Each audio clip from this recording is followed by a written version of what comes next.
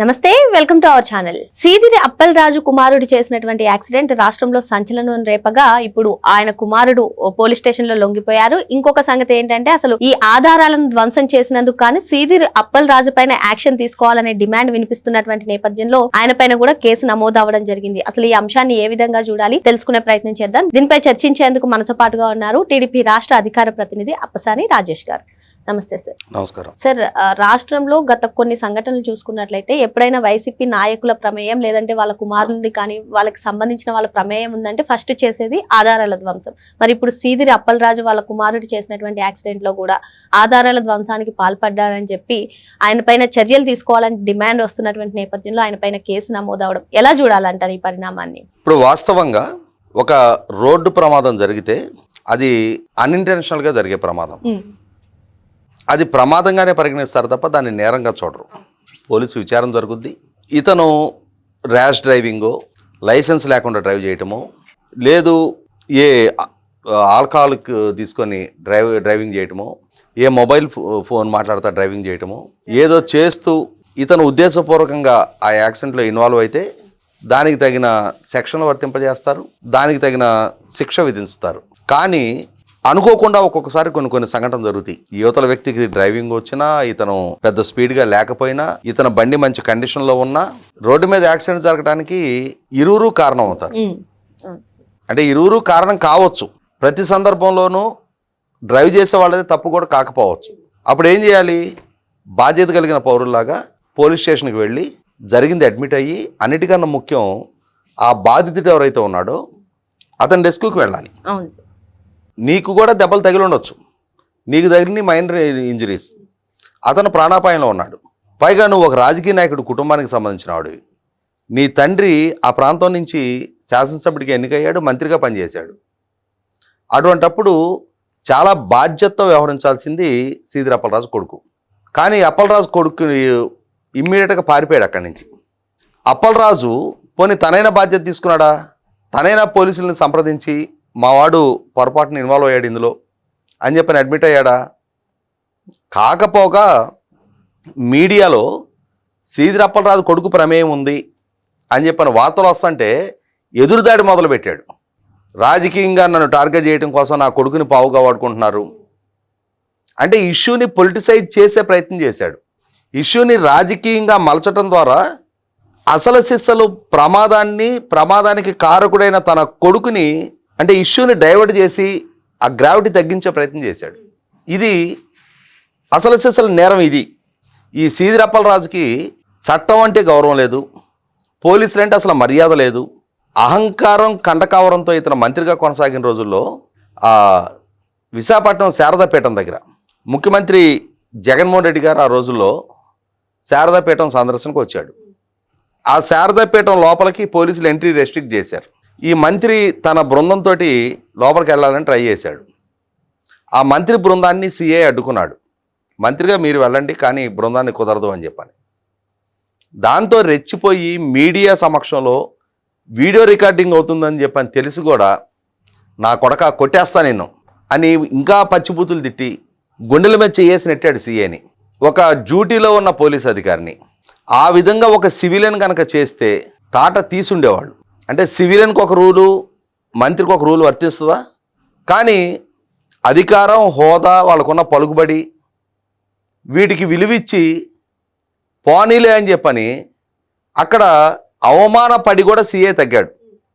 Police department కూడా మామూలు పరిస్థితుల్లో అయితే ఆ రోజుల్లో పోలీసు అధికారుల సంఘాలు ఎవరైనా ప్రతిపక్ష పార్టీలు మీరు అధికార పార్టీకి ప్రైవేట్ ఆర్మీలాగా పనిచేస్తున్నారు, అధికార పార్టీ చెప్పిందని చెప్పని రాజకీయంగా కక్షపూరిత చర్యలకు పాల్పడుతున్నారని విమర్శ చేయగానే ప్రతిపక్ష పార్టీల మీద తొడలుగొట్టి మీసాలు దువ్వి వీరంగా లేచేవాళ్ళు. అటువంటి వాళ్ళు కూడా సీదిరి అప్పలరాజు దగ్గరికి వచ్చేటప్పటికి కామైపోయారు. ఎందుకంటే మంత్రి అంటే అటువంటి వ్యవహార శైలి కలిగిన సీదిరి అప్పలరాజు ఇక్కడ కూడా తన కొడుకు ఇటువంటి సంఘటనలో ఇన్వాల్వ్ అయితే చట్టానికి గౌరవించాలా, పోలీస్ డిపార్ట్మెంట్కి విలువ ఇవ్వాలా. తన అనుయాయుడు కొడుకుని త్యాడి సిద్ధార్థ అతను పంపించి సరెండర్ చేయించాడు. అతనే యాక్సిడెంట్లో ఇన్వాల్వ్ అయినట్టుగా. అంటే ఏంటి, అక్కడ యాక్సిడెంట్ చేసింది అప్పలరాజు కొడుకు. అప్పలరాజు కొడుకు బదులు వేరే వ్యక్తి నేను యాక్సిడెంట్ చేశానని ఇన్వాల్వ్ అయ్యాడు. అంటే కేసు వాస్తవాన్ని వక్రీకరించాడు. అప్పలరాజు తన కొడుకుని హాస్పిటల్ తీసుకెళ్లి ట్రీట్మెంట్ ఇప్పించుకునే ప్రయత్నం చేశాడు తప్ప, అతనికి చూసాం మనం మైండ్ ఇంజరీస్, ఆ ప్రయత్నం చేశాడు తప్ప ఈ బాధితుడికి రెస్క్యూకి రాలా. నువ్వు నిన్నటి వరకు మంత్రిగా బాధ్యతలు వెలగబెట్టావు. ఏమని ప్రమాణ స్వీకారం చేశావు? భయము, పక్షపాతము, రాగద్వేషాలకు అతీతంగా పరిపాలన చేస్తానన్నావు మంత్రిగా. కానీ ఇక్కడ సమయం సందర్భం వచ్చేటప్పటికి పక్షపాత ధోరణితో బాధితుడిని గాలి కుదిలేసావు, నీ కొడుకుని కాపాడుకునే ప్రయత్నం చేశావు, నీ రాజకీయపు అండదండలతోటి పరపతితోటి ఇన్ఫ్లుయెన్స్ చేసావో, డబ్బులు ఆఫర్ చేసావో, వేరే కుర్రాడెళ్ళి తన మీద నెపం మోపుకున్నాడు. అంటే ఇక్కడ తప్పు చేసిన నీ కొడుకుని కాపాడే ప్రయత్నం చేస్తూ ఏమని సందేశం ఇస్తున్నావు ఆ కొడుక్కి? ఇవాళ చట్టపరంగా నేను మాజీ మంత్రిని అయినా సరే నువ్వు తప్పు చేస్తే నువ్వు దానికి తగిన కాన్సిక్వెన్సెస్ హ్యాండిల్ చేయాల్సిందే అని కొడుక్కి నేర్పితే అతను ఒక బాధ్యత కలిగిన పౌరులాగా తయారవుతాడు. అట్లా కాకుండా నువ్వేమన్నా చేసిరా నాన్న, నేను నిన్ను కాపాడతా, నువ్వు ఏమన్నా గుద్ది చంపేసిరా, రేపు రోజున పొడిచి చంపేసి వచ్చినా కూడా నిన్ను కాపాడతా అనే ఆ విధమైన ధైర్యం ఆ కొడుకు ఇస్తున్నావు కదా. ఇవాళ నీ కొడుకు మూలాన ఇంకొక కుటుంబం వాళ్ళ ఉసురు నువ్వు పోసుకుంటున్నావు. గొర్రెలు కాసుకునే వాళ్ళంటే వాళ్ళని కోటీశ్వరులా? ఇతని రెక్కల కష్టం మీద ఆ కుటుంబం ఆధారపడి ఉంటుంది. అతనికి భార్య బిడ్డలు ఉంటారు ఇంటి దగ్గర. నీ కొడుకు ఆ ఉసురు తీసుకున్నాడు వాళ్ళది. అట్లాంటిది అతను చేసిన చర్యకు అతను లైబిలిటీగా కానివ్వకుండా ఇతని పర్పత్తోటి కేసుని డివేట్ చేశాడు. ఎప్పుడైతే ఇష్యూ కాశీబుగ్గ అనేది పెద్ద సిటీ కాదు, ఎవరు ఇంట్లో నుంచి బైక్ మీద బయలుదేరారు, ఏ బైక్ యాక్సిడెంట్లో ఇన్వాల్వ్ అయిందనేది ఆ ఊర్లో రోడ్డు మీద చూసేవాళ్ళు ఉంటారు కదా. ఇతని ఇంట్లో నుంచి బయటకు వచ్చేప్పుడు చూసిన వాళ్ళు ఉంటారు. అక్కడ బయట కొబ్బరి బొండాలు అమ్ముకునే వాళ్ళు, టీ అమ్ముకునే వాళ్ళు, కాఫీ షాప్ వాళ్ళు ఎవరో ఒకరు గమనిస్తారు కదా. అరే అప్పలరాజు గారు అబ్బాయి కదా వెళ్ళింది, ఇప్పుడేంటి ఎవరో సిద్ధార్థ అనే అతను వెళ్ళి లొంగిపోయాడు.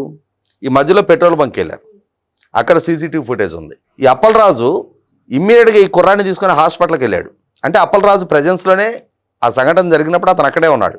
ఉన్నా సరే చట్టపరంగా ఫాలో కావాల్సిన ప్రోటోకాల్స్ ఫాలో కాకుండా నువ్వు పోలీసుల దగ్గరికి అప్రోచ్ అయితే నీ కొడుకు కూడా దెబ్బలు తగిలితే వాళ్లే వైద్యానికి పంపిస్తారు. కానీ నీ కొడుకు స్పందన పట్ల చట్టానికి కొంత సింపతి ఉంటుంది. నువ్వు అలా కాకుండా ఇలా చేసిన పర్యవసానం ఒకటి, నీ కొడుకు పెంపకం నువ్వు సక్రమంగా పెంచట్లా, బాధ్యత రాహిత్య పెంపకం పెంచుతున్నావు. నువ్వు ఏం చేసినా, ఎంతమంది ప్రాణాలు తీసినా నిన్ను కాపాడటానికి నేనున్నా అనే అభయం ఇస్తున్నావు. రేపటి రోజున వాడు ఇంకేదో ఏ ఉన్మాదకానికైనా పాల్పడతాడు.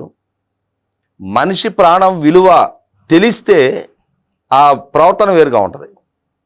ఇమ్మీడియట్గా పోలీసులకు వెళ్ళి పశ్చాత్తాపంతో సరెండర్ అవుతారు. సార్ పొరపాటు సార్, నా వల్ల ఒక ఇన్సిడెంట్ జరిగింది సార్, అతను బతికాడో పోయాడో తెలీదు, ఓ మనిషి కొట్టుమిట్టాడుతూ ఉన్నాడు, దానికన్నా ముందు అతని హాస్పిటల్కి తీసుకెళ్లే ప్రయత్నం చేస్తారు. అంటే కనీసపు మానవత్వపు విలువలు కూడా ప్రదర్శించని సీదిరి అప్పలరాజు ఇతను సమాజానికి నాయకత్వం వహించే రాజకీయ నాయకుడిగా చలామణి అవ్వాలా? మళ్ళొకసారి ఎన్నికల్లో పోటీకి అర్హులా వీళ్ళు? ఇంత చిన్న విషయంలోనే ఇంత స్వార్థంగా ఆలోచించిన వ్యక్తులు.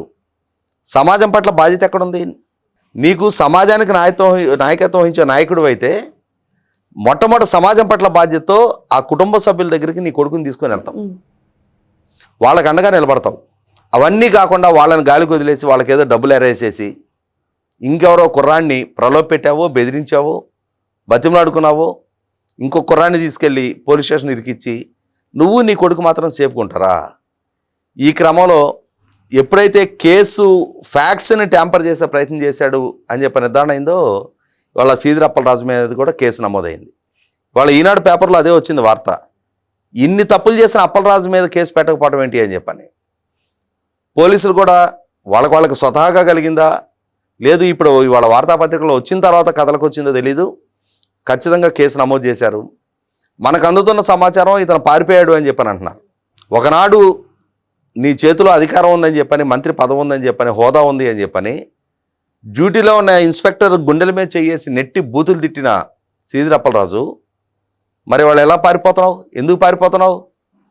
ఇప్పుడు ఈ కేసు విచారించే అధికారం కూడా గుండెల మీద చేసినట్టు వీళ్ళని కూడా బూతులు తిట్టు. అంటే అధికారం ఉంటే మా అంతటి మొగాళ్ళు లేరు, అధికారం లేదు, ఇవాళ ప్రజలు ఓడించి కూర్చోబెట్టారు, మా స్థాయి ఇది అని చెప్పని పారిపోయి వెన్ను చూపి సమస్యని ధైర్యంగా ఎదుర్కోవటానికి చాలా పరిణతి ఉండాలి, స్థితప్రజ్ఞత ఉండాలి. గెలిచినప్పుడు పొంగిపోయి, ఓడినప్పుడు కుంగిపోయి ఇట్లా వెనుచూపి పారిపోయే వాళ్ళని పిరికి పందలు అంటారు. ఇవాళ జగన్మోహన్ రెడ్డి నుంచి ఈ సీదిరి అప్పలరాజు దాకా ఆ పార్టీలో అందరిది ఈ పిరికి పంద వైఖరే. మరో అంశంతో మళ్ళీ కలుద్దాం. Thank you sir.